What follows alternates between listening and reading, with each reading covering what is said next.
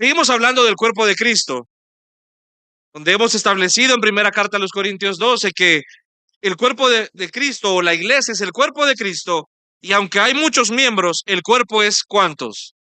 Uno solo, ya que está unido por un solo ¿qué? Espíritu.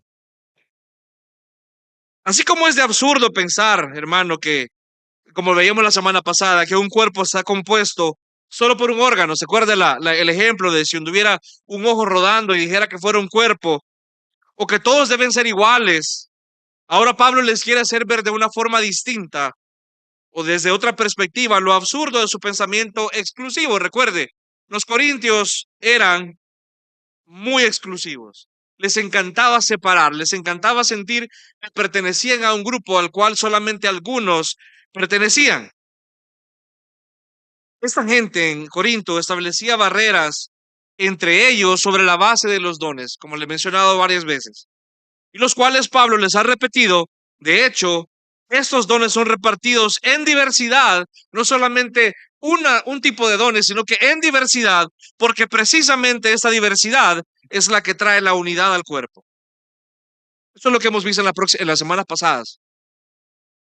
Mire, las separaciones en la iglesia, las barreras en la iglesia, y divisiones no me refiero a me voy a ir a otra iglesia, voy a armar mi iglesia, me voy, sino cuando establecemos segmentaciones en la iglesia, yo soy de este grupo, yo soy aquí, o cuando hay alguna barrera visible o no visible entre los miembros, debemos entender y poner desde ahorita, hermano, vaya por delante el hecho que esto no es algo diseñado por Dios. Dios de ninguna forma establece que haya divisiones en la iglesia, que haya segmentaciones en la iglesia. Esto no viene de Él. Y menos sobre la base de los dones, porque es ridículo que nos creamos más o menos que otros sobre la base de algo que me ha sido dado por gracia. Amén. Sino que estas separaciones, las divisiones que hay en las iglesias y lo que había en Corinto que se refleja en la iglesia de hoy, vienen, así como en el caso de lo que hemos venido hablando, por el pecado que hay en nosotros. No le pongamos otro nombre, no le pongamos una etiqueta más noble o más bonita. Es el pecado, hermano.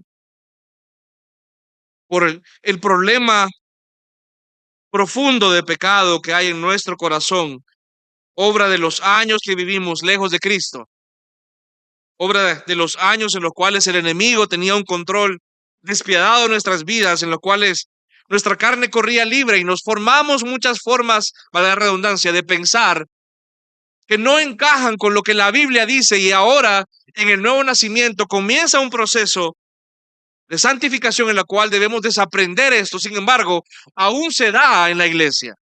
Aún vemos que se crean bandos en la iglesia, aún vemos que se crean divisiones en la iglesia. Dejemos de ir tan a lo general.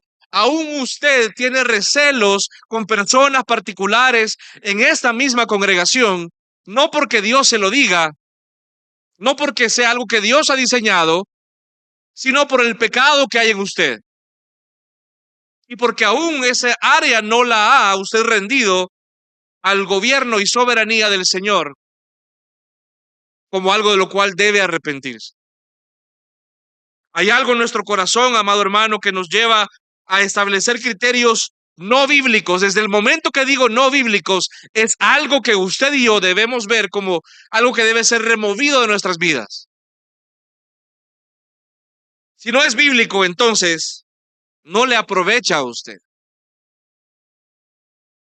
Hay criterios no bíblicos por los cuales pensamos que está bien, que es aceptable el no tener una comunión real con ciertas personas o con la mayoría o en general con el cuerpo. Pongo algunos ejemplos para que usted vea que no es tan filosófico, es real. Usted puede que no lo diga, aunque algunos, créame, que ya lo hemos escuchado. Por ejemplo, ¿por qué algunas o qué cosas no bíblicas puede haber en su mente? Bueno, en primer lugar, lo más obvio es que a mí no me cae bien esa persona. A mí nadie me puede obligar a que me caiga bien, o sí. Yo así soy. Es que yo soy una persona, hermano pastor. Yo soy así, yo soy directo y como si alguien no me cae bien, a mí no me cae bien. ¿Sabe lo difícil? Y aquí tal vez se lo digo en amor. ¿Sabe que cuando a alguien le cae mal a usted, lo más probable es que usted ha visto en esa persona algo que le refleja a usted mismo? Y la razón por la cual le cae mal es porque ve áreas de su vida de pecado reflejadas en esa persona. Sin embargo, usted se muestra mucha misericordia a usted mismo y no le muestra misericordia a esa persona. ¿Será bíblico decir, es que no me cae bien y nadie me puede obligar a que me caiga bien? Hermano, si ese fuera el criterio, nadie se hablaría acá. Porque le puedo asegurar que todos en algún momento nos hemos caído mal unos a los otros. ¿Amén? Sí, amén. Reciente, hermano. Claro, esa no es la norma. De hecho, el evangelio sería un evangelio inútil, un evangelio ridículo y humano si fuera limitado porque a Juancito le cae mal alguien. La gloria del evangelio es mostrada en que personas que son tan diferentes y tienen tantas diferencias puedan unirse sobre la base de algo más grande que ellos mismos. Hermano, ¿sabes cuál es la función de la predicación? El llevarte a pensar más allá de tu pensamiento limitado y que recuerdes que tú y yo obramos o debemos obrar sobre la base de algo más grande que nosotros mismos. Dios es más grande que tú. Dios es más grande que tu pensamiento. Dios es más grande que tus razonamientos. Y si Él lo dice, entonces lo hacemos. Porque esta no es tu iglesia. Esta es su iglesia. Amén. Si tú quieres hacer lo que tú quieres, ponle tu iglesia, hermano. La iglesia del culto a David. Ya vamos todos tranquilitos ahí. La iglesia del culto a René. Todos con salutares. Broma interna ahí. ¿Sabe? Ponga su iglesia, hermano. Pero la iglesia del Señor opera sobre la base de lo que el Señor dice. ¿Qué otros pensamientos puede haber? Bueno, es que con esta persona yo no me llevo porque tuve un problema en el pasado con esa persona. Uy, bueno, habría que ver. ¿Hubo perdón, hubo arrepentimiento? ¿Hubo una búsqueda bíblica de restauración? Porque, hermano, ¿sabes quién tuvo un problema contigo? Dios. Tú ofendiste eternamente a un Dios eterno. Y Él resolvió ese problema. Él dio el primer paso para resolver ese problema. No es algo bíblico o un criterio bíblico decir, yo tuve un problema en el pasado con esa persona. ¿Aplicaste el evangelio a eso? Otros dicen, es que esta persona no piensa igual que yo. Uy, eso es bien delicado. Tal vez no lo dices, pero lo piensas. Y lo peor es que son en temas secundarios. No me llevo con esta persona porque siempre me expone un pensamiento que no es igual al mío. Entonces no me siento cómodo porque aún no tengo la madurez de poder disentir en cosas secundarias. ¿Sabe cómo lo vemos en la iglesia? Bueno, miren, yo no estoy de acuerdo con los pastores en cómo manejan el tema de los jueves. Vas a creer que una vez al mes no hay predicación. ¿Cómo no va a haber predicación? No vengo. Es que no me gusta el material que se ocupa en el grupo de mujeres. No vengo. Tú piensas solamente en ti. ¿En qué criterio tuyo no está siendo satisfecho? ¿En qué cosas que a ti te parecen elevas tu criterio por encima del colectivo y en ti tú te colocas como el objeto de adoración? Y así como leímos en el pasaje que iniciamos, lo que tú estás diciendo cuando te colocas en esas actitudes es decirle al cuerpo, decirle a los demás, no te que necesito. Algunos dicen, es que no, esta persona, yo sé que cometió un pecado en el pasado y siento que no se ha arrepentido y ni siquiera era contigo. ¿Te diste cuenta de que tuvo un problema con alguien más? ¿Sudas calentura ajena? Y dejas tu relación con esa persona de lado. Es que me cuesta con esta persona porque no tenemos nada en común. Mentira, tienes mucho en común. Los dos son pecadores. Desde ahí, muchísimo en común. Ambos son desesperadamente necesitados de un Salvador. Muchísimo en común. Ambos tienen una palabra que les une. Hay mucho en común. Algunos otros dicen, es que y esto es lo más difícil, y eso es lo que pensaban los corintios, no me parece que esta persona sea alguien con quien yo pueda tener una relación provechosa. Ojo, quiero hacer una aclaración acá. Es diferente que tú digas eso de alguien en el mundo, que lo cual es algo natural y es algo bueno que tú lo pienses, es decir, me va a edificar, pero otra cosa es que tú elimines o descartes a alguien en el cuerpo. Ponga atención aquí, por favor. Que tú pongas o descartes a alguien en el cuerpo sobre la base de si tú piensas que esa persona te puede resultar de provecho o no. ¿Sabe cómo se llama eso? Ser aprovechado. Y no digo materialmente, pero algunos piensan, no, es que esta persona, sí, él está en un nivel espiritual mayor, entonces me puede ayudar, pero este está en un nivel espiritual inferior. Pregunta, discúlpeme, ¿a dónde está la balanza para eso?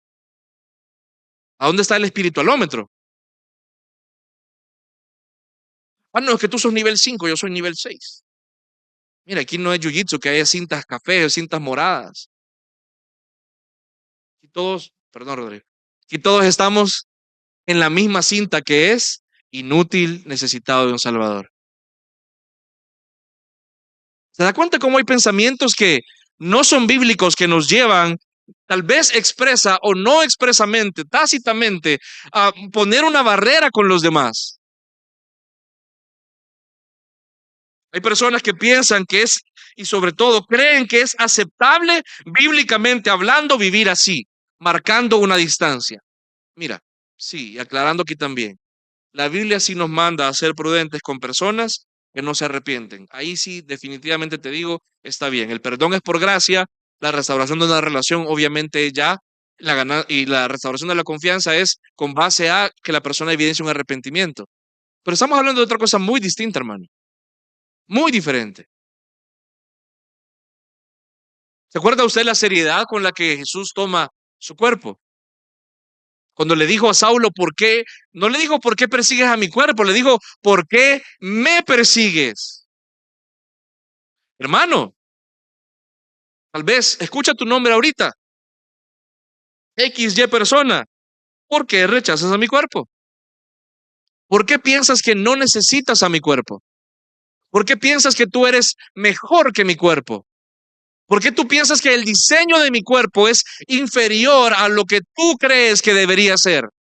¿Por qué el diseño que yo he dejado, que es que haya una interdependencia, Dios santo, te es inferior y no te es suficiente, sino que tú crees y piensas de que vas a lograr vivir una vida cristiana fructífera con la indiferencia con la que vives ahorita, diciendo tácita o expresamente a mi cuerpo por el cual yo he muerto y derramado mi sangre, no te necesito? ¿Qué cree usted que Jesús piensa al respecto? ¿Qué cree usted que Jesús va a decirle a usted? No, no te preocupes, yo te entiendo. Yo te hice muy tímido, no te preocupes. Venite. ¿Cree usted realmente que el Señor le va a decir a usted eso? Sí, no, es culpa de los demás, tenés razón. Te rodeé de muchos pecadores. Vos eras un santo, eras una oveja blanca en medio de ovejas negras. Tenés razón, tu situación era exclusiva. Hermano, eso solamente pasó una vez en la historia, que un inocente estuviera en medio de culpables. Y ese inocente fue el que proveyó la forma para que tú y yo salgamos de este problema de egoísmo. Amén. Pocas palabras, amado hermano, antes de entrar al texto, como una breve introducción. El separarnos del cuerpo y de personas en el cuerpo es esencialmente desechar la noción bíblica de que somos un cuerpo. En un cuerpo todos los miembros somos interdependientes. Y te lo pongo de esta forma, aquí es una u otra. O Dios se equivocó y Él te puso a ti en una situación imposible de la cual no hay solución, pidiéndote que te lleves con personas y realmente no hay capacidad en ti y no hay capacidad en este mundo para que eso cambie. O sea, es decir, una, o él se equivocó pidiéndote eso, o dos, el problema es mi corazón y tu corazón y necesitamos arrepentirnos de esto que es un área de pecado. Hermano, el pensar, vivir como que tú no necesitas al cuerpo es pecado. Amén. No le pongamos otro nombre. No le des un nombre más noble. Y mucho menos busques excusarte en otros. Sé un hombre y sé una mujer y asume responsabilidad de tu pecado. ¿Sabes por qué? Porque la opción uno es, Dios se equivocó y hay un problema cósmico entonces, porque si Dios se equivocó, todo este mundo carece de sentido, somos unos desgraciados, porque de verdad nadie controla eso, porque Dios no es tan santo. Pero la segunda opción, que creo que tú y yo estamos de acuerdo que es la correcta, que el pecado y el problema es nuestro pecado, ahí sí hay solución. Ese Jesús y su evangelio en la cruz.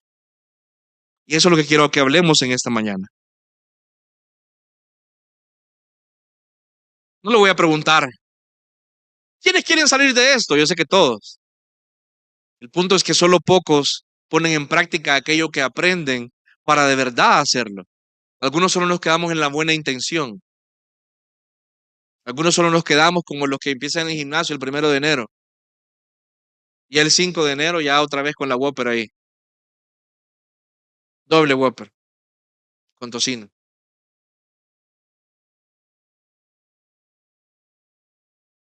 Acompáñame por favor al versículo 21. Vamos a ver este texto en tres secciones, amado hermano. El versículo 21 nos dice el qué. Los versículos 22 al 24 nos dicen el por qué. 24 la primera mitad y el 24 la segunda mitad. Hasta el 26 nos dice el para qué. Veamos el qué. Versículo 21. ¿Lo tenemos? Dice, y el ojo no puede decirle a la mano, no te qué, no te necesito. Ni tampoco la cabeza a los pies, no lo necesito. Pablo otra vez ocupa una figura casi que caricaturesca, dándole características de persona a los órganos que hablan unos a otros para expresar de forma irónica, de forma gráfica, lo absurdo que es el pensamiento de los corintios. En esencia, en el cuerpo, ningún órgano, amado hermano, puede decirle a otro distinto que no lo necesita, porque esto es bíblicamente falso. ¿Cuál es la idea central de Pablo acá? Y vamos a ir con tres ideas centrales, obviamente, de cada sección. Hermano, sería inaudito, absurdo que un miembro aislado del cuerpo le diga a otro miembro que no le necesita. Lo ridículo de esta idea es lo que Pablo quiere ocupar para decirnos lo ridículo que es que vivamos aislados. ¿Se imagina realmente qué sería del ojo sin las manos para, por ejemplo, alcanzar algo? Se puede identificar algo que necesita, por ejemplo, una botella de agua, no sé, un pan que se quiere comer, pero de nada le sirve verlo si no lo puede agarrar. ¿Qué sería de la cabeza, por ejemplo, sin los pies? La cabeza puede decir, bueno, decido ir al baño, necesito ir al baño, pero ¿y si los pies no lo llevan? No puede uno decir, me arrastro, dice alguno. No, hermano, o sea, ya, no vayamos a los extremos. Algunos van a escenarios algo difíciles para justificar las cosas. Esto era el sentir o el actuar de los que usaban dones carismáticos o espectaculares y que hacían sentir de menos a los otros. Aquí creo yo, si bien hablamos la semana pasada, que Pablo no ocupaba la analogía del cuerpo como una correspondencia anatómica 100%, es decir, no hay un riñón del cuerpo, aquí no hay como la rodilla del cuerpo. Aquí yo creo que sí hay una intencionalidad de ocupar cabeza y ojos, porque son aquellas cosas más visibles en el cuerpo. De igual forma es la elección de manos y pies, porque se sabe, como le acabo de mencionar, que la cabeza y los ojos poco o nada pueden hacer sin las manos y los pies. Hermano, ¿ya le han dicho a usted a alguien, mira, no te necesito? O alguien te ha dicho posiblemente, mira, ya no quiero llevarme contigo, ya no quiero relacionarme contigo. Puede que sea de forma romántica o no, puede que sea de forma familiar, no lo sé. Pero creo que pocas cosas pueden ser tan hirientes o dolorosas como decirle a alguien que no le necesita. El problema en el cuerpo de Cristo es que decirle esto a alguien no es solo doloroso, es pecaminoso porque es mentira.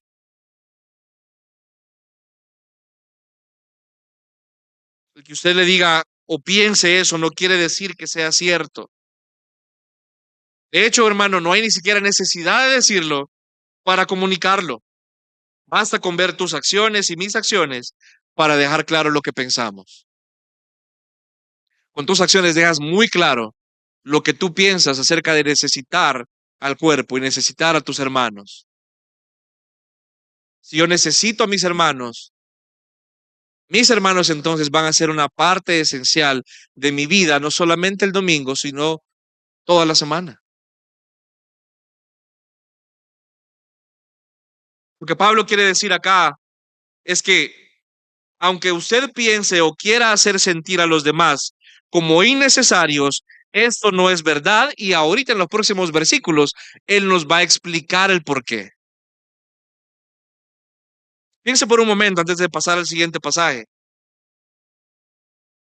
Tal vez alguno se fijó que dice la cabeza. ¿Quién es la cabeza del cuerpo?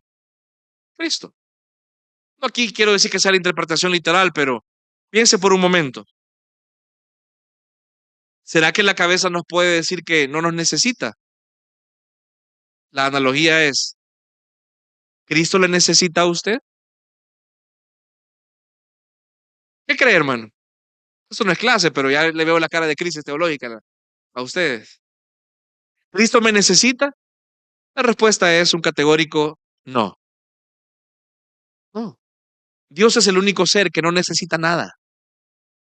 Él es perfectamente existente en sí mismo, pleno, sin ninguna necesidad. Es que Dios nos creó porque Él necesitaba a alguien a quien amar. Falso. Tenía una comunión perfecta y tiene una comunión perfecta entre sí en la Trinidad que no carece de absolutamente nada. Usted y yo, si no nos hablan en 2 días, nos ponemos depre, pero el Señor perfectamente pleno en Él mismo.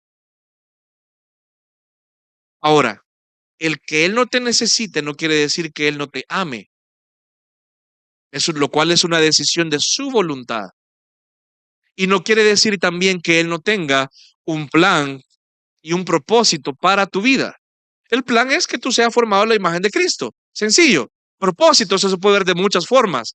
Que Él te ha delegado un propósito en la iglesia, el cual tú debes cumplir. Si bien Él no te necesita, la iglesia sí va a sufrir tus hermanos a quienes Cristo ama si tú no ocupas el lugar que Él te ha dado en la iglesia. Cristo no te necesita, tus hermanos sí. Ahora, ¿eres indispensable? No, hermano. Claro, quisiéramos tener más manos de personas que se sumaran a servir, definitivamente. Pero entendemos que si no existen o no están ahorita, es porque el Señor todavía no quiere. No es excusa para que tú estés sentado cómodamente ahí. No, el Señor obviamente va a demandar de cada quien si ha sido obediente a responder aquello que nos ha encomendado o no. Entonces, ¿Dios nos necesita? No. Tus hermanos sí, definitivamente. La aplicación directa de este primer versículo, quiero que quede claro, es que es muy simple, pero bien profunda.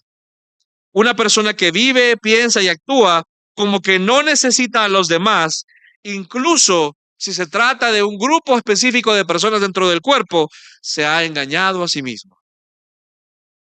Vive engañado. Se ha conocido a alguien que vive engañado de algo. Alguien que se crea guapo, por ejemplo. Ya he conocido personas que no, que mira, yo se me queda viendo que ya vine. Y yo, bueno, brother, tal vez, ¿por qué? No sé, ve el reflejo de tu cara. Qué difícil es vivir engañado, ¿sí o no? Muy difícil. ¿Usted ha conocido a alguien, por ejemplo, que crea que es bueno para cantar y no lo es?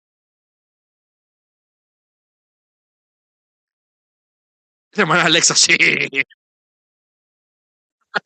Gracias, hermana. También la quiero, oye. En la familia, bueno, en la familia conozco personas así. Y nos toca sufrir ahí. Qué difícil es cuando una persona se engaña a sí mismo porque quiere imponer esa visión lunática de las cosas a los demás.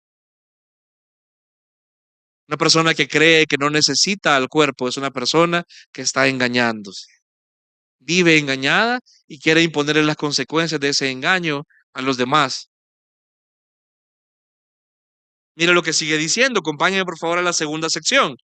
Versículos 22 al 24. ¿Está conmigo? Amén. Dice, por el contrario, la verdad es que los miembros del cuerpo que parecen ser los más débiles son los más necesarios y las partes del cuerpo que estimamos menos honrosas, a esas las vestimos con más honra. Así que las partes que consideramos más íntimas reciben un trato más honroso, ya que nuestras partes presentables no lo necesitan.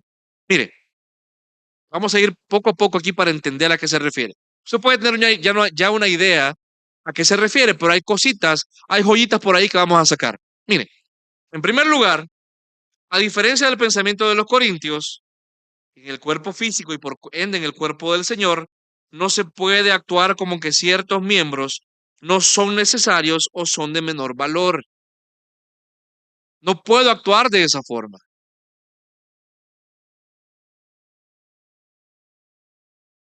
Mire lo que, vamos poco a poco. ¿Cómo empieza el versículo 22? Por el contrario, aquí ocupa una, no sé cómo, se me ha olvidado el término literario acá, una objeción. Lo que la Biblia dice en griego realmente es, pero muy al contrario, es un énfasis grande, pero muy al contrario de lo que piensan. Bien, piensa en el 21 cuando dice, es que el pie no le puede decir, perdón, el ojo no le puede decir a la mano no te necesito y la cabeza a los pies no te necesito. Acá dice, pero muy al contrario, completamente al contrario. ¿Qué dice acá? Los miembros más débiles son los más necesarios. La palabra que se ocupa acá no es más necesario, la palabra que se ocupa acá es esencial, indispensable. Aún los que parecen ser más débiles son realmente en el cuerpo como indispensables.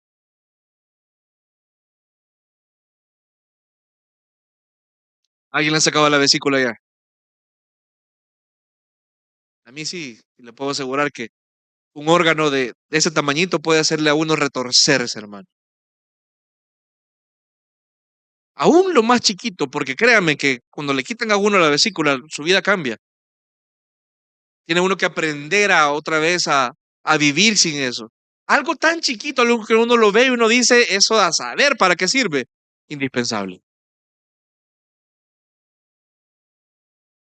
Luego dice, las partes menos honrosas las vestimos con más honra. Lo que quiere decir acá es, esas que pensamos que son menos honrosas son a las que más honor les otorgamos. ¿Cómo le otorga a usted más honor? Mira lo que sigue diciendo. Dice, las que consideramos más íntimas, aquí la palabra es vergonzoso o impresentable. Esa es la palabra que se ocupa. No es íntimo, es aquello que usted considera más vergonzoso, aquello que usted considera más impresentable, son aquellas a las cuales usted le da un mayor decoro de su parte. Incluso algunos creen, porque usted se imaginará ya, la mayoría de intérpretes están de acuerdo que eso se refiere a órganos genitales, que a esos órganos se le ha dado un mayor honor que es la procreación. Eso solo como comentario. ¿Cuál es la idea central acá de Pablo? Cuando Pablo en la analogía del cuerpo hace referencia a órganos débiles y otros impresentables, como le menciono, se refiere a órganos reproductores. Por cierto, el pastor MacArthur, él afirma que se refiere a órganos internos, lo cual yo no creo porque no hace sentido con la interpretación. Pablo ilustra su punto de por qué es absurdo que una persona actúe de una forma arrogante como si no necesitara a alguien más. Piense en sus órganos, piense en su cuerpo. Usted no puede decirle a otras personas en el cuerpo que no las necesita porque el cuerpo no está diseñado así. Incluso las partes del cuerpo que se pueden considerar más débiles o impresentables son imprescindibles, necesarias, y más aún son las que más cuidamos. Pocas palabras, hermano. Ay, Aunque usted no muestre ciertas partes de su cuerpo con orgullo, con confianza, porque sabe usted que hay partes que posiblemente usted tapa más que otras. No solamente me refiero a órganos íntimos, se puede referir a cualquier parte que no le guste. No quiere decir que no lo necesita. No quiere decir que no son indispensables. De hecho, usted las está tratando con mayor honra al tratarlas con mayor modestia, al cuidarlas más o al tenerlas presentes cuando usted se viste. Estas partes, ahora viéndolo en el cuerpo de Cristo, son las personas que para usted pueden ser más débiles o las que son más impresentables, incluso algunos pueden pensar. Son las que el cuerpo debe entonces cubrir. Son las que el cuerpo debe dar mayor decoro, más cuidado. Ya vamos a entender a qué se refiere esto. Para los corintios, entonces, estas personas que eran más débiles son las que tenían una función menos importante, aquellos que no ejercían los dones espectaculares. Ellos los veían de menos. Y para los corintios, Pablo les dice, aún esta gente que no habla en lenguas, que no profetiza y para vos son de menos, aún esta gente para ti te son imprescindibles. Pablo les dice que no porque no practiquen ciertos dones, las vas a ver de menos. Aún lo que a sus ojos es más débil, el cuerpo debe protegerles porque son imprescindibles. ¿Está conmigo, iglesia? Hermano, eso no aplica solamente al servicio, porque mire, claro, eso aplica al servicio. Claro, la predicación es importante, la enseñanza es importante, pero hermano, si tú solamente vienes a sentarte que a la hora del culto, te puedo asegurar que la silla en la cual estás sentada no apareció ahí mágicamente. Tú no viniste a conectar ese micrófono. La razón por la cual aquí no hay una sociedad del colegio que se ocupa toda la semana, no fue porque mágicamente un ente misterioso vino y recogió la basura. No, hubo hermanos que vienen temprano a hacer la limpieza. Y gloria a Dios por ello. Es igual de necesario e igual de imprescindible. Pero también pueden significar personas que a nuestros ojos representan menos beneficio. Es decir, personas que son a nuestros ojos inmaduras o personas problemáticas. ¿En la iglesia hay personas problemáticas? Sí, sí. Aquí está uno, hermano. Todos. Es que usted posiblemente iba pensando en alguien y lo que tenía que ver es mejor el espejo, hermano. Abra la cámara, póngala para selfie, ahí está la problemática. Ahí está el problemático.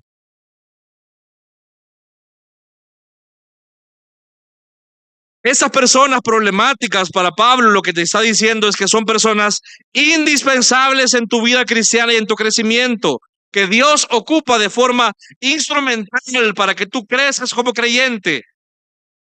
Y parte de tu maduración como creyente, parte de tu maduración como cristiano, es aprender a ver a estas personas como indispensables. Si tú las ves de forma análoga, si tú las ves como algo menos que indispensable en tu vida, es porque todavía eres una persona inmadura. Hermano, ¿cómo aplico estos versículos? Bueno, en primer lugar, evalúe cómo usted ve a los hermanos y los servicios. Si usted es hipócrita y, por ejemplo, y lo digo con mucho amor, porque en las iglesias se puede dar eso. Ah, sí, yo me voy a llevar bien con los pastores porque ellos son los que sí me pueden ayudar en cualquier problema. El hermano que pone las sillas, el hermano que barre, la hermana que canta, posiblemente no. Eso no es lo que la Biblia te está diciendo.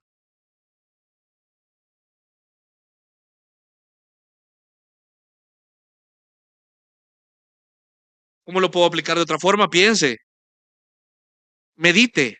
¿Entiende usted para qué Dios pone a las personas débiles, problemáticas en la iglesia?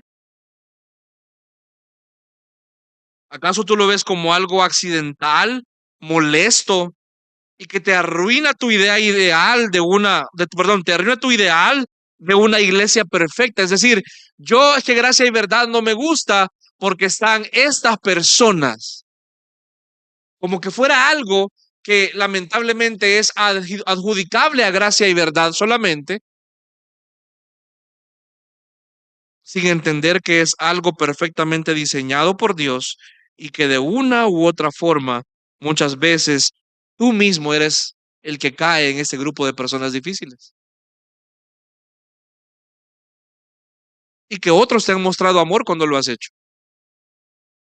Hermano, antes de llamar a alguien, esta persona es difícil, esta persona es complicada, esta persona no me resulta de mucho provecho. ¿Tú crees realmente de que eres una persona que estás exento de ser una persona difícil? ¿Acaso no recuerdas cuántas veces se te ha mostrado amor cuando tú has sido difícil? Cuando tú has sido complicado, cuando tú no has mostrado el evangelio, sino que has mostrado tu egoísmo y lo cual, no quiero decir que bravo, que bien que pecaste, no, pero qué bueno que te pudiste abrir y mostraste esa área de modo que te pudiéramos ayudar. Porque algunos sí, le puedo decir, hermano, yo prefiero mil veces un difícil que sea sincero a un facilito que se guarde toda su imagen para sí. Y nunca creció. ¿Por qué nunca creció? Porque nunca mostró realmente lo que había en su corazón. No te estoy animando a que saques todo, hermano. Ah, bueno, soltémosle rienda suelta al pecado. Ahí le va mi ira. No, a lo que voy es, tú sabes a lo que me refiero. Si realmente estás mostrando quién eres verdaderamente. Si compartes abiertamente tus luchas. O simplemente te gusta decir, estoy bien. Me estoy pudriendo por dentro, pero estoy bien.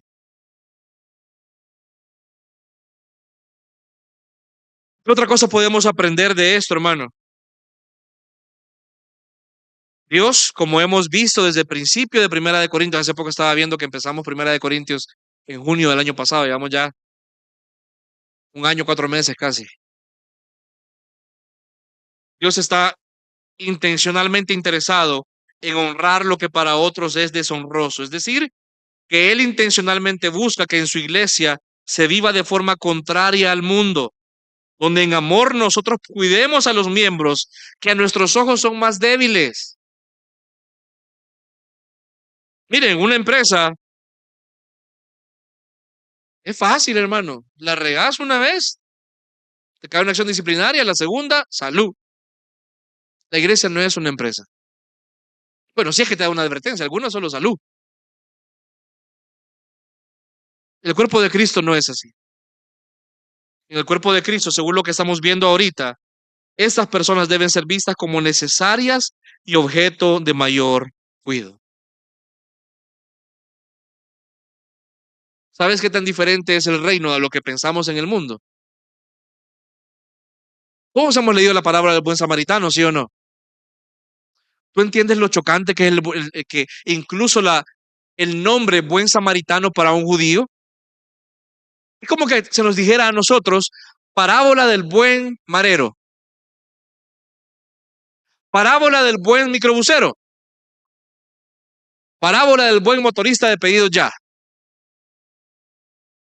Usted sabe que se nos meten, hermano, y ¿verdad? Cuesta. Eso es así de chocante es porque en el reino de Dios, aún lo que usted puede ver de menos por una característica moral inferior, Dios quiere que esas personas son aquellas que nos van a llevar a un mayor crecimiento.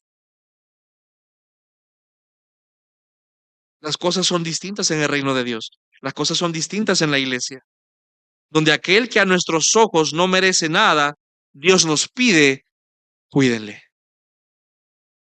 Así como el samaritano. ¿Usted sabe cómo los judíos trataban a los samaritanos? De perro para arriba, hermano. Hermano, y que esa persona lo haya cuidado es porque mostraba, y lo chocante de esa parábola es que alguien a quien en teoría no le corresponde el reino estaba mostrando más el reino que aquel que lo debería hacer. No quiero que eso sea una excusa, pero lamentablemente muchas personas salen lastimados de la iglesia porque en la iglesia no encuentran algo distinto a lo que hay en el mundo.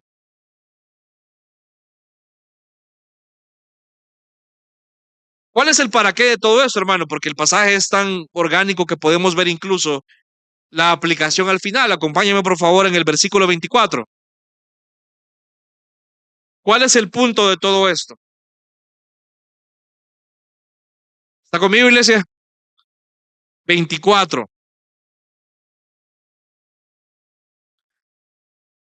Pero así formó, en la parte B, así formó Dios el cuerpo, dando mayor honra a la parte que carecía de ella, a fin de que el cuerpo no haya división, sino que los miembros tengan el mismo cuidado unos por otros.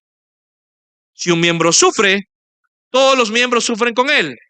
Y si un miembro es honrado, todos los miembros se regocijan con él. Vamos primero entendiendo lo que dice el pasaje. Cuando dice la Biblia en el 24, así formó Dios al cuerpo, la palabra que se ocupa aquí para formar no es darle forma, sino que es la palabra mezcla. Cuando usted mezcla para lograr un compuesto superior, una mezcla completa. Cuando usted le echa la salsa al curtido, crea una sustancia superior, ¿sí o no? Cuando usted le echa hielo a la coca, crea algo casi divino, hermano. A eso se refiere. Cuando Dios creó esto, cuando Dios formó el cuerpo, es que Él mezcló intencionalmente. No quiero acordarle de química, pero se acuerda que hay una diferencia entre una combinación y una mezcla. Yo puedo poner agua y aceite en un recipiente, pero no se van a mezclar. Si yo pongo leche y café, sí se van a mezclar. Perdón, Willy, para la ofensa. Ahí ya. Lo que dice aquí la Biblia es que Dios puso y mezcló al cuerpo intencionalmente por una razón.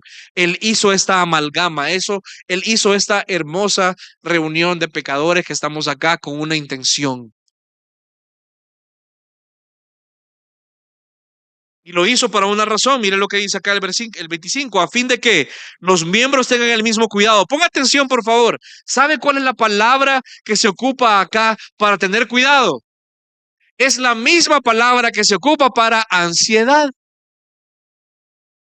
Ya ves, hermano, tengo que estar ansioso. No, aquí es una ansiedad de la buena. Es una preocupación de la buena. Hermano, ¿cuántas noches no has dormido por preocuparte por ti mismo? La pregunta es, ¿cuántas noches no has dormido pensando en aquel hermano que tiene una necesidad muy grande espiritualmente?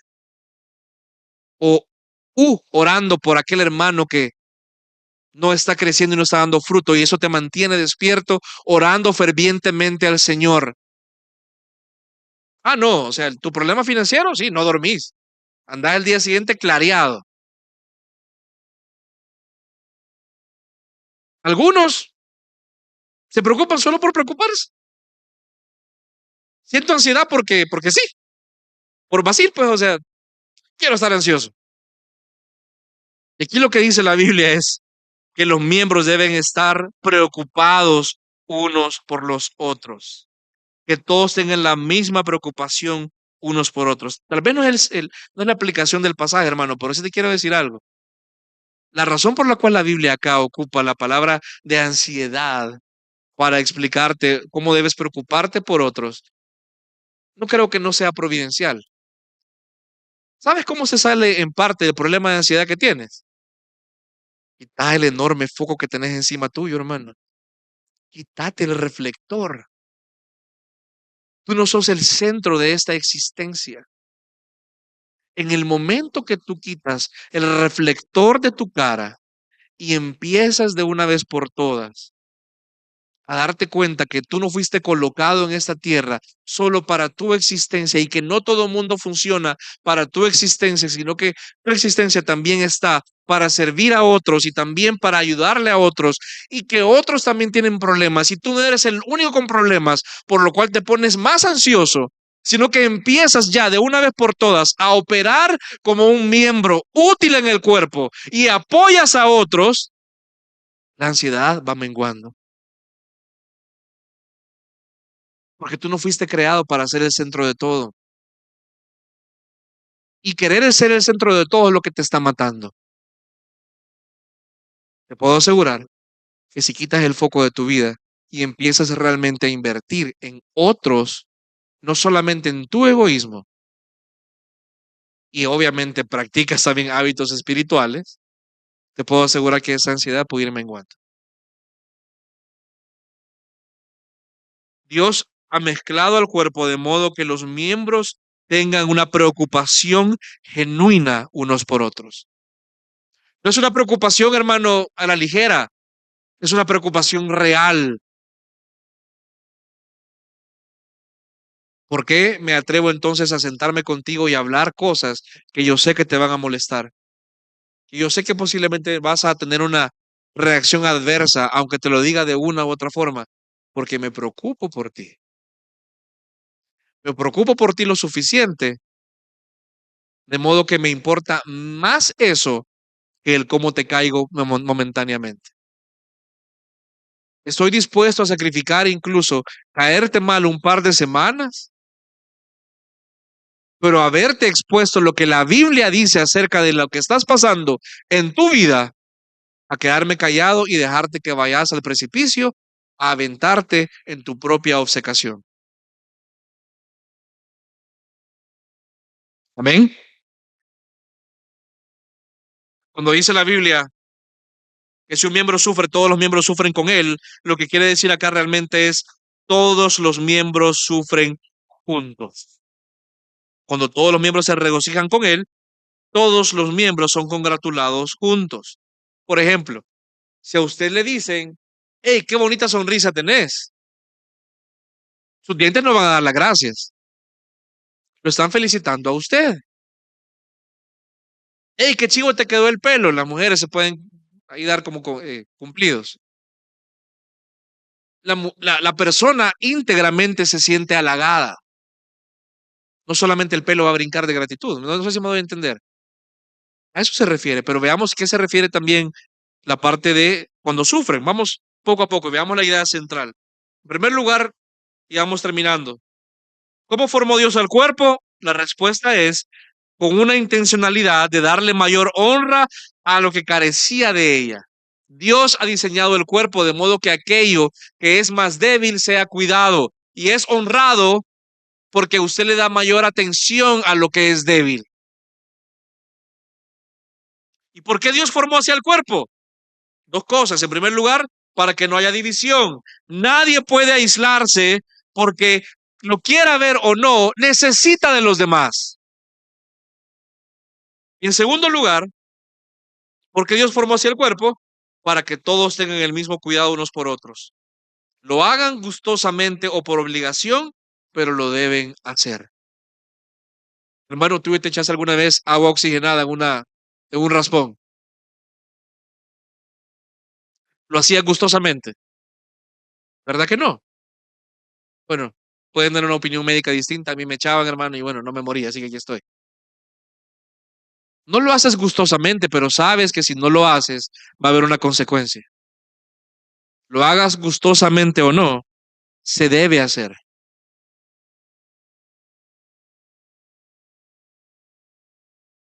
Cuando todas las partes del cuerpo cumplen con su función y están mutuamente preocupadas unas por otras, no hay división en el cuerpo. El cuerpo funciona correctamente. En un cuerpo, el dolor de un miembro es el dolor de todos. Si usted se lastima un dedo, amado hermano, se ha lastimado usted completamente, no solamente el dedo. Usted no puede decir, no, es que sí, el dedo anda mal vos. Ay, tal vez se le va a pasar. Ojalá se le pase. Usted anda con dolor, todo su ser lo siente. Usted sabe, hace unos, ¿qué? 3 años más o menos. Aquí en esa cancha me fracturé el dedo.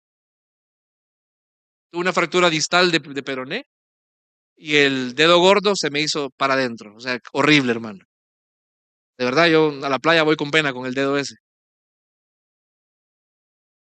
Algunos saben que me fracturé porque alguien me podría haber detenido, pero prefirió realmente salvar su vida. No vamos a entrar a eso. No voy a decir quién es. Solo digamos que todos quisiéramos tener que un ángel nos salvara, pero no pasa siempre. Amén. Ahora, la pregunta es, yo me fracturé el dedo. ¿Usted piensa que mi cuerpo entero andaba tranquilo? No, hombre, es el dedo que anda fregando. No, hermano. Me dolía, de verdad, casi me desmayo. Si no es porque Rodrigo me da un no sé qué me dio realmente, un agua con electrolito, yo me hubiera desmayado del dolor. Y luego, aunque era el dedo gordo, aunque era el dedo que usted puede que es chiquito, me complicó la vida por meses, no podía caminar bien, me dolía. Hasta la fecha, cuando hace frío, me duele. Esa cosita chiquita me duele y me afecta. Cuando un miembro se duele, le afecta todo el cuerpo. Vemos el ejemplo de Pablo, que se refiere a las partes nobles, por así decirlo, y allí viene el término, básicamente, las partes más delicadas. Si estas partes más delicadas se exponen a daño, ¿acaso no entra todo el cuerpo a protegerle? Si usted ve que le va a caer un pelotazo en la cara, ¿acaso no mete la mano? Usted no ha visto partido de fútbol cuando va a haber un tiro libre, por ejemplo. ¿Qué se tapan los futbolistas? Usted sabe. Esa es la analogía que quiere dar Pablo acá. Sería ridículo, sería impensable que haya una amenaza o que haya dolor en el cuerpo, en algún miembro, y usted puede decir tranquilamente, ah, no, le van a pegar al oído, le van a pegar a la cara, perdón, le van a pegar a la rodilla. Todo el cuerpo entra a proteger ese miembro. Todo el cuerpo entra a cuidar a ese miembro. ¿Qué le pasa a este micrófono? Todo el cuerpo entra en acción. Todo. Usted puede estar despreocupado por las partes más presentables posiblemente. O sea, es decir, usted no le pone nada particular a cómo va a cubrir su antebrazo, por ejemplo, o su tobillo, pero siempre va a tener cuidado en las partes menos presentables. Eso es evidente, hermano. Usted sabe que hay ropa especial, la ropa interior es para cubrir ciertas partes específicas. Entonces se puede quitar X cantidad de cosas, pero sabe que ya lo último ya no se puede. ¿Por qué? Está cuidando de forma intencional esas partes más delicadas, menos presentables.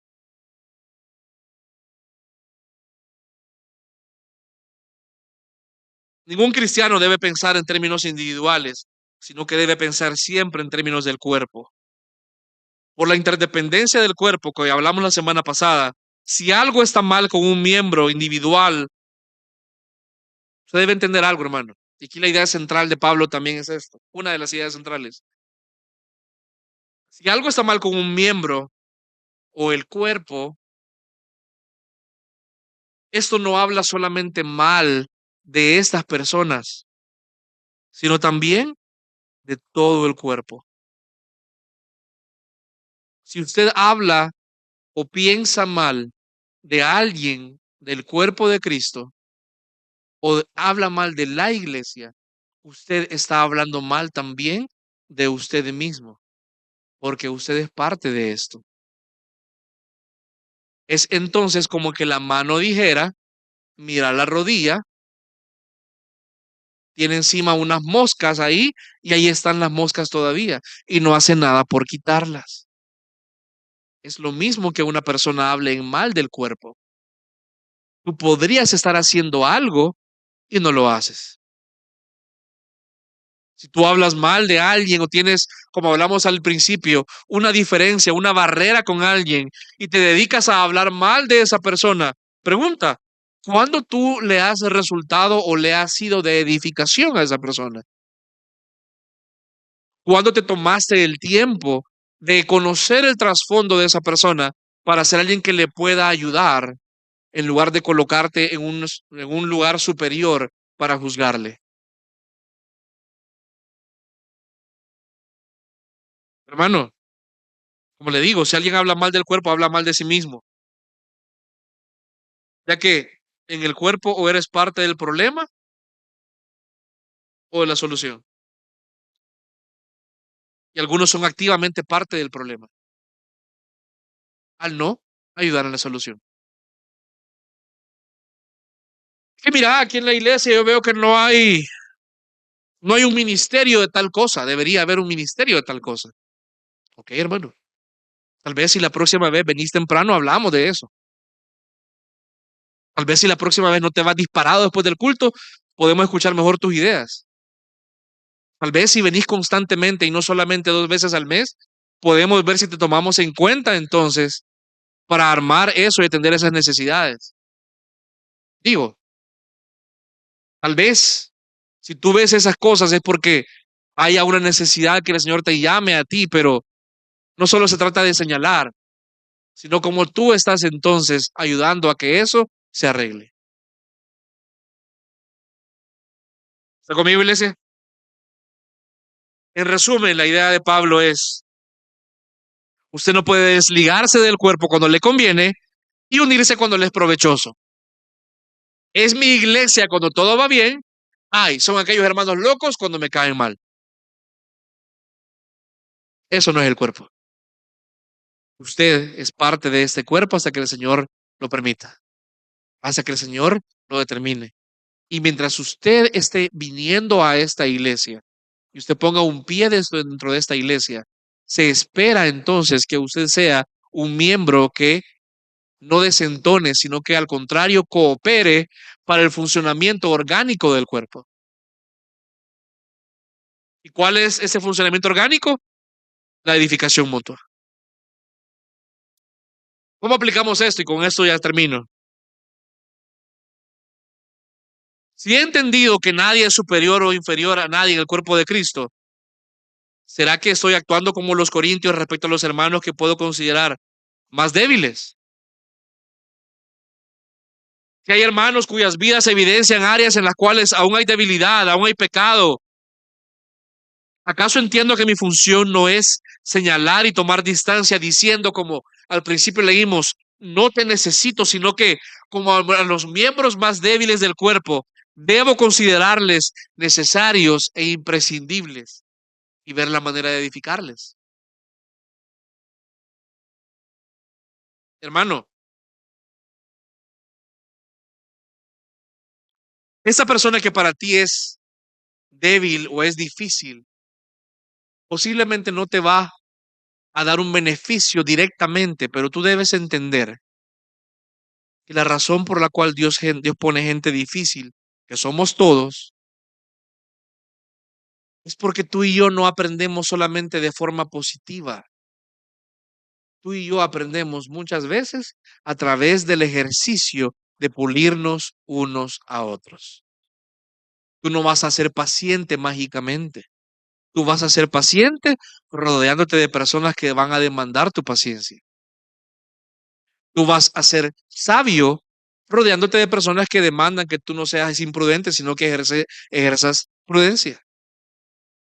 Tú no vas a ser mágicamente amoroso. Tú no vas a ser mágicamente hospitalario. Eso se da en la comunión del cuerpo. Eso se da cuando Dios trae a tu vida personas que posiblemente tú dices, no me representan ningún beneficio. Y acá entonces es el momento perfecto para mostrar un amor que no es como el del mundo, que es egoísta, transaccional, provechoso, sino un amor como el de Cristo, que es yo pongo mi vida aunque no tenga absolutamente nada a cambio más que sufrimiento en ese momento. Hermano, no se da mágicamente. Dios te pone a estas personas. Antes de quejarte por aquella persona X o Y, tal vez puedes sacar tu nariz de lo que estás tan enfocado y puedes ver hacia arriba y te das cuenta que hay un Dios que de forma soberana y providente ha puesto aún a las personas más difíciles para que tú crezcas y salgas de tu egoísmo que te ha caracterizado por años. Es bondad del Señor. Hermano Jonathan compartía ayer un video en el cual me identifico mucho. Tal vez no hablemos de gente malévola, pero hablemos de gente difícil. ¿Acaso no entiendes que Dios es tan soberano y es tan bueno que Él en su misericordia te pone a los instrumentos perfectos, helos aquí, para que tú salgas de tu egoísmo? Y tú también eres el instrumento perfecto, mejor que una navaja suiza, para edificar a otros, para llevarlos a ser pacientes.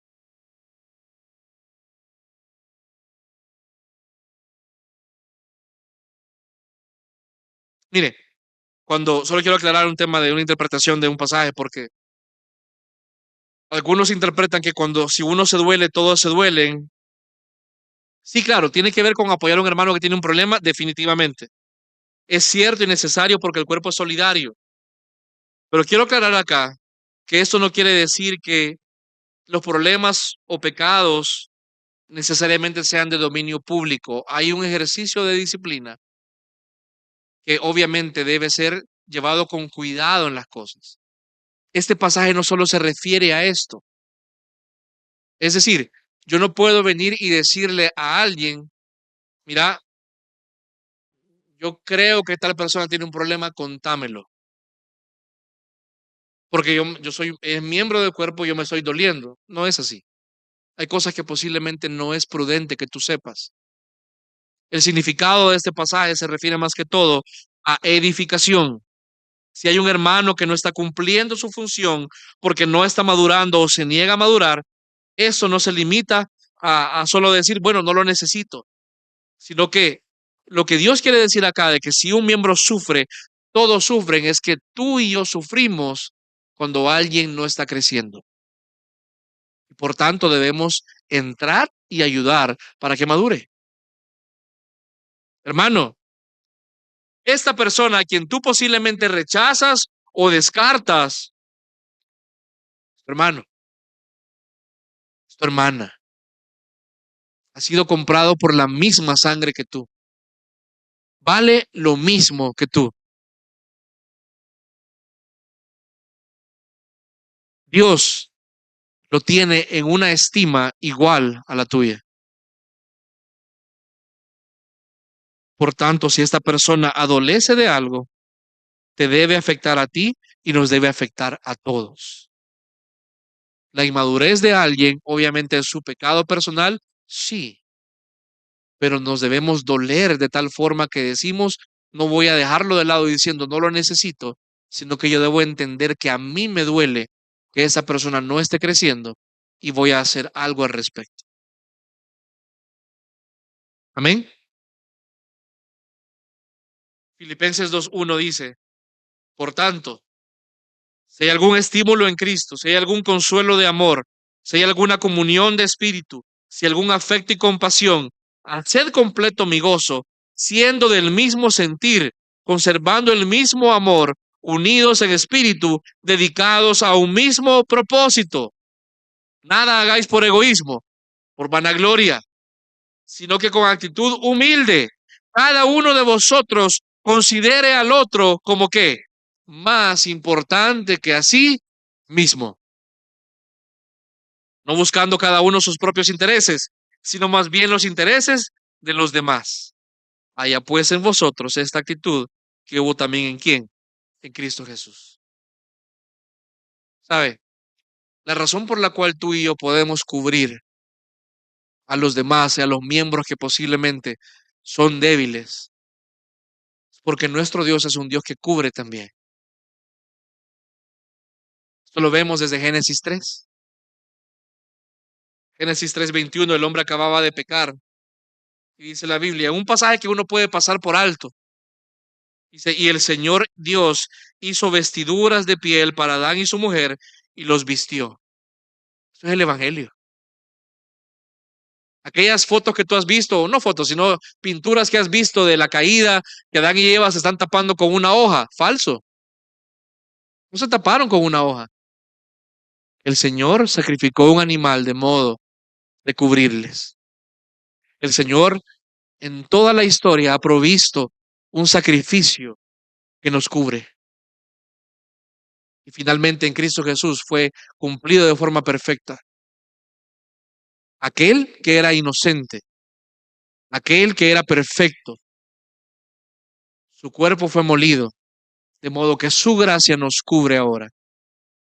Y como somos cubiertos, podemos cubrir a los demás.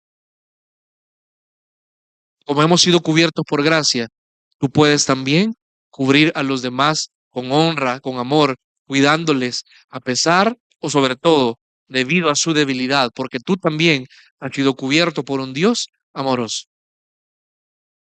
Amén, iglesia. Que el Señor entonces nos ayude a Nunca más decirle a alguien o nunca más pensar, no te necesito, sino somos un solo cuerpo, cubiertos por la sangre de un mismo Señor. Vamos a orar. Dios te bendiga. Realmente es un privilegio para nosotros que puedas escuchar el mensaje de la palabra de Dios. Esperamos que Dios obra en tu vida grandemente a partir de lo que puedas escuchar y aprender a través de este sermón. Sin embargo, creemos que solo este sermón es insuficiente y no debería de suplantar por ningún motivo tu asistencia a una iglesia local. La iglesia local es el medio por el cual Dios obra en la vida de su pueblo. Te motivamos a que busques una iglesia sana donde congregarte o puedas contactarte con nosotros en nuestras redes sociales para que nos puedas visitar. Será un gusto poder servirte y que podamos juntos adorar a Dios en comunión con sus redimidos mientras aprendemos de su palabra. Que el Señor te bendiga.